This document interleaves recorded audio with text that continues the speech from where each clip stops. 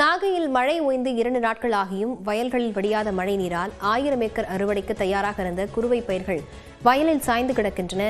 இதுகுறித்த விவரங்களுடன் செய்தியாளர் பாலமுத்துமணி இணைந்திருக்கிறார். பாலமுத்துமணி, விவரங்களை பதிவு செய்யலாம். லாவண்யா, நாகப்பட்டினம் மாவட்டத்தில் மழை ஓய்ந்து 2 நாட்கள் ஆகியும் கூட வயலில் தேங்கிய மழைநீர் வடியாத காரணத்தால் அறுவடைக்கு தயாராக இருந்த சுமார் 1000 ஏக்கருக்கும் அதிகமான பரப்பிலான குறுவை நெற்பயிர்கள் வயலிலேயே சாய்ந்து தற்பொழுது முளைக்கும் ஒரு அபாய நிலையில் உள்ளது. இது தொடர்பான காட்சிகளை நாம் பார்த்து வருகிறோம்.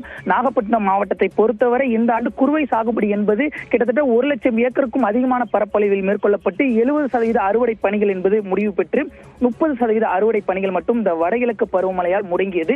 குறிப்பாக சொல்ல வேண்டுமென்றால் கீழையூர் ஒன்றியத்திற்கு உட்பட்ட கிராமத்து மேடு, சின்னத்தும்பூர், வடகரை, ஆலமலை, சோழ வித்யாபுரம், பாலக்குறிச்சி உள்ளிட்ட பல்வேறு பகுதிகளில் அறுவடைக்கு தயாரான கிட்டத்தட்ட 10 தினங்கள்ல அறுவடைக்கு வரக்கூடிய அந்த நெற்பயிர்கள் வயலிலேயே சாய்ந்து மழைநீரில் மிதந்து வருகிறது. கிட்டத்தட்ட 1 வாரத்திற்கு மேலாக அந்த மழைநீரில் நெற்பயிர்கள் சாய்ந்து மிதப்பதால் அவை முளைப்பு திறன் கண்டு நெல்மணிகள் முளைக்க துவங்கி உள்ளது. இதனால் விவசாயிகள் செய்வதறியாது திகைத்து வருகிறார்கள். குறிப்பாக இந்த வயலில் தேங்கிய மழைநீர் வடிவதற்கு போதிய வழிவகை இல்லை என்ற ஒரு குற்றச்சாட்டு முன்வைக்கப்பட்டுள்ளது. அதாவது முறையாக தூர்வாராததும் இங்குள்ள ஆகாய தாமரைகளை அகற்றப்படாததுமே மழைநீர் வடியாதத்துக்கு காரணம் என தெரிவிக்கும் விவசாயிகள் உடனடியாக போர்க்கால அடிப்படையில் உரிய நடவடிக்கை எடுக்க வேண்டும். அது தவிர பாதிக்கப்பட்ட பயிர்களை கணக்கெடுப்பு நடத்தி போதிய நிவாரணம் மற்றும் இன்சூரன்ஸ் கிடைப்பதற்கான வழிவகை செய்தால் மட்டுமே செலவு செய்த தொகையை எடுக்க முடியும். ஏக்கர் ஒன்றுக்கு 30,000 வரை கடன் வாங்கி சாகுபடி செய்ததாக விவசாயிகள் வேதனை தெரிவித்துள்ளார்கள். லாவண்யா, விவரங்களுக்கு நன்றி பாலமுத்துமணி.